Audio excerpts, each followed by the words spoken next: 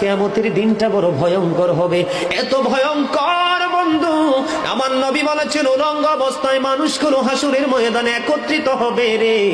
ও বন্ধু, প্রত্যেকের কবর থেকে ওই হাসুরের ময়দানটা কমপক্ষে 50,000 বছরের রাস্তা হবে রে বন্ধু। এই জন্য নবী যখন মেরাজের রজনীতে বোরাক দেখেছিল, আমার নবীকে আল্লাহ দাওয়াত দিয়েছে, বোরাক দেখে আমার নবী এত ক্রন্দন করেছিল, মনে হয়েছিল যেন আমার নবীর চক্ষু মুবারক দুইটা ঝর্ণা হয়ে গেছে। এই যুবক, কাল কিয়ামতের দিন ঘাম এত ঘামবে রে, কেউ মাজা পর্যন্ত, কেউ নাভি পর্যন্ত, কেউ বা আবার পুরো শরীর বন্ধু ঘামের নিচে ডুবে থাকবে, আবার মাথার মগজ টকবক টকবক করে উতরাইতে থাকবে রে। আল্লাহ বলেছেন লা ইয়ামুতু, people will not die that day, সেদিন মানুষ আর মরতে পারবে না। আল্লাহ বলেছেন ফিহা ওয়ালা ইয়াহইয়া, people will not be able to live that day, মানুষ সেদিন বাঁচতেও পারবে না।